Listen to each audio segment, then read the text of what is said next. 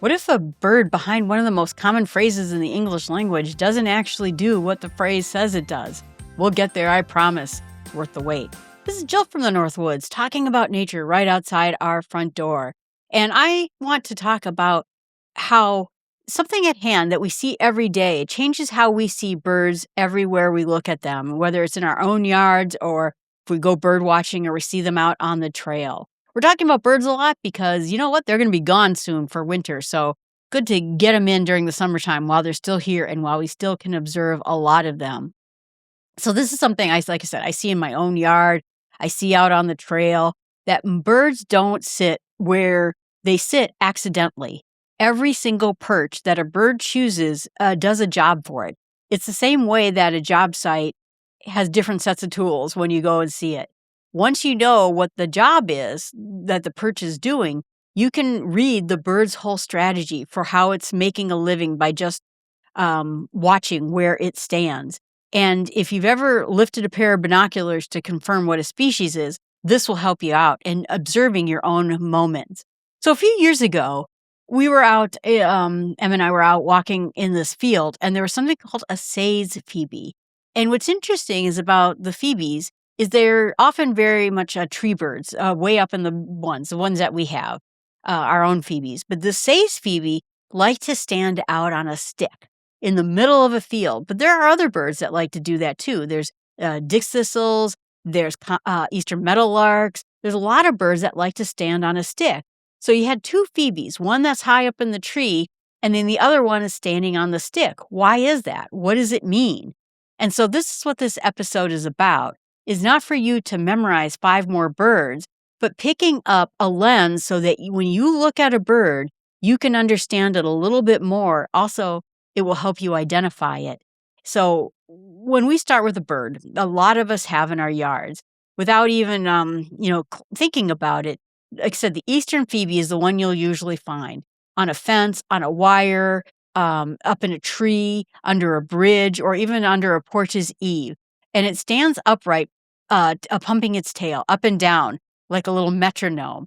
That perch is a hunting blind. The phoebes are flycatchers, and so their whole method is right there in the name. They perch and they just watch. They scan the sky, and the instant an insect passes within their range, they launch out for a short, fast burst and snatch it mid-flight, come straight back, and then do the same thing on the exact same twig or one that's nearby it. And as if it never left. So the strategy works because the perch is low, exposed, is close to the open air, but because the bird needs a clear sight line out in a short commute, that's why you'll find these phoebes hanging around, like I said, water, woodland edges, specifically where insects are flying in concentrated numbers. And so it's their hunting blind. Now, if you take the same idea and then you drop it into a different habitat, you can watch how it plays out. So if you stand out in a Midwest prairie, maybe in July like it is right now, you'll see entirely different types of perches at use. The Dickcissels, they don't have trees to work out of. So the male commandeers whatever's the tallest thing available, a fence, a shrub, stick, a prairie, pole standing out I see them on signs that are standing out in the prairie. And it usually is someplace where it shoots up about 6, 7, maybe 8 feet where they can stand on it. And that perch has nothing to do with hunting at all. Instead, it's a stage. The entire point is to be seen and heard, broadcasting its buzzy Dickcissel song out into the open ground, holding that territory to pull in a mate, and also guard this territory against other potential rivals. It's the same resource that the phoebe was after, height, visibility, but it was doing a completely different job. So sticking with that same idea of visibility then for just a second, think about swallows on a wire. Sometimes you might see a whole row of them line up like commas, along a line. The difference, again, is that the swallows are aerial insect hunters too, much like the phoebes. But instead of one bird holding a solitary post, you'll find them perched together in loose groups on wires, along building edges, on tops of sides of trees, overlapping ponds. And what they're doing is they are, first of all, having safety in numbers. So there's more eyeballs watching out for hawks. And they are in a shared feeding ground, defending the same area, which is easier for them to do alone. So even among the birds that are roughly doing the same job, catching insects, the choice of a perch, like a solo bird, like a phoebe, or in groups like the swallow, tells you about how each of the species manages their risk.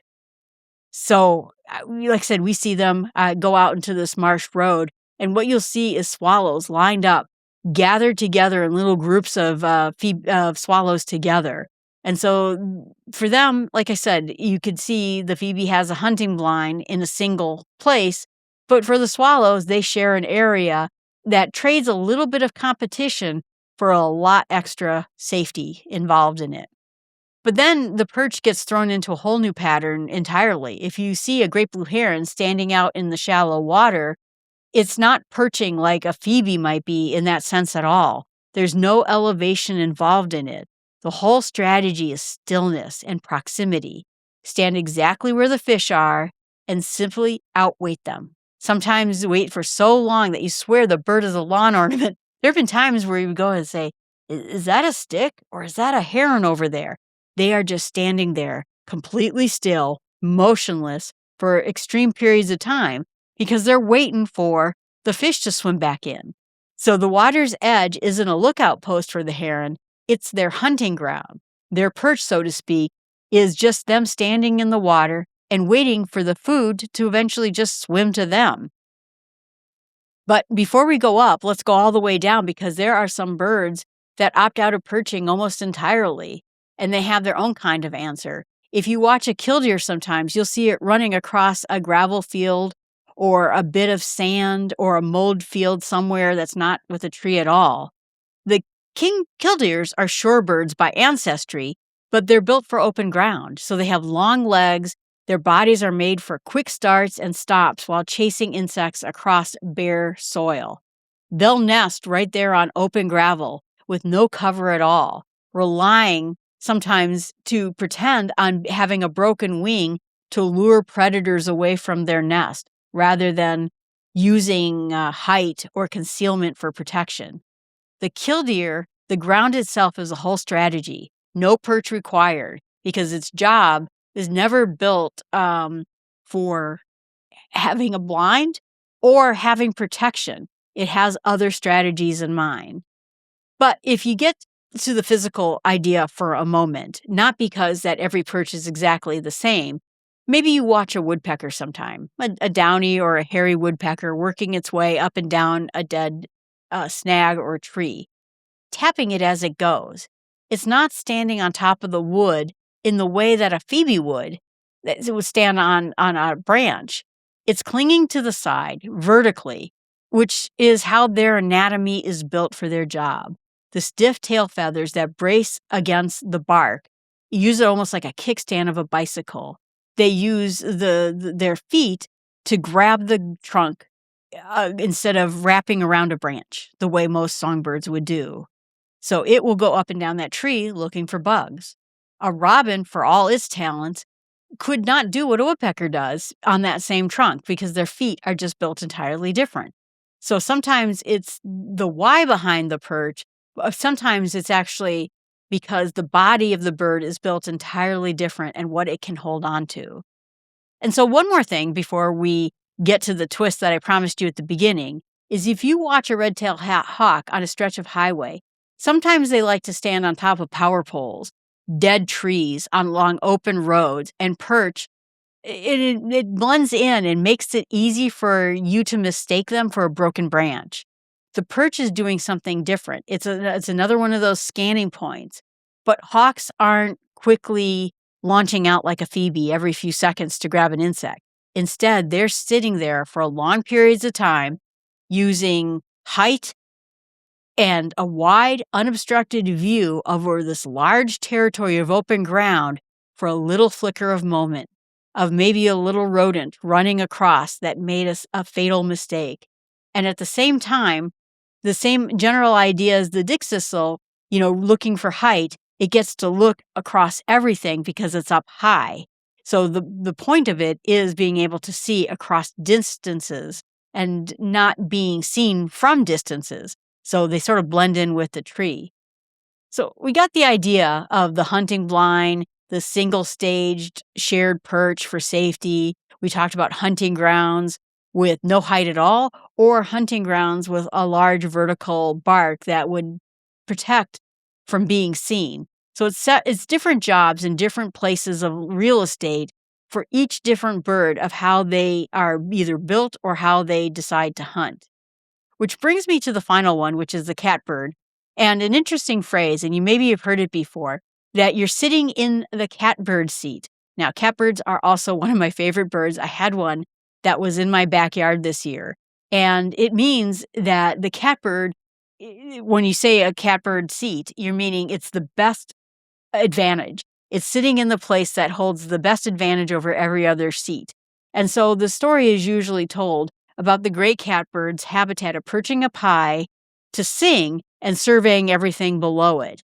But the picture is of, confidence and, kind of like sitting like royalty in a branch up in the woodlands. But the phrase got popularized in the 1940s through a baseball producer called Red Barber. And then James Thurber wrote a short story that got put it into wide circulation. And this is where it came from, and it's kind of murky. But essentially, the idea is that this bird is sitting in the best seat possible, the catbird seat.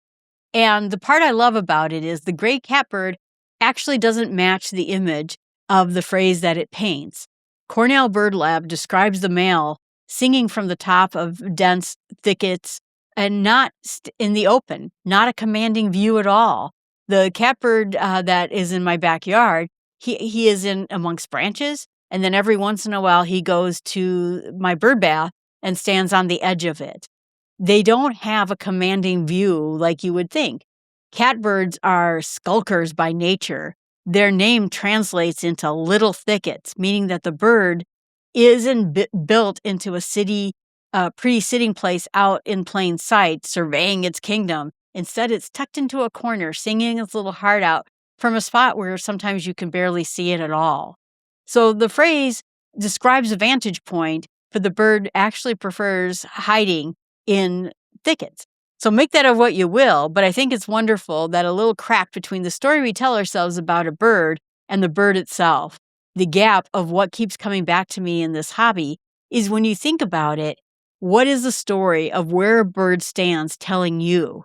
What is the bird itself explaining about what it does? So we had these different birds with these different sighting places and doing different jobs, hunting, singing, staging, or hiding out in the open, but being camouflaged by the branches themselves. There's no specialized one way that a bird all acts. They're all different based on who they are and what their goal is.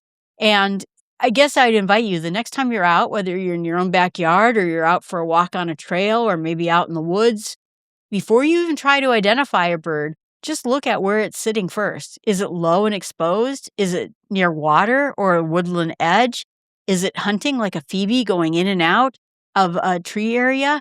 Or is it standing on a stick, singing, holding its own territory, like a Dickcissel? Or are they lined up in a row with company, maybe swallows, sharing a wrist together? Or are they standing motionless at the edge of the water and not moving a muscle? Definitely hunting, just the way that a heron would hunt in a very patient way. When you see all the different ways and the birds are standing, it gives you a little bit of insight of what kind of bird this might be. It might be your catbird, it might be the hawk, and it will give you something, a little bit about their stories. All right, thanks so much. I appreciate you watching. I hope this makes your time outside a little bit more enjoyable. You can contact me if you go to jillfromthenorthwoods.com. At the very bottom of the page, it has all the ways to contact me. Appreciate you being out there, and see you next week.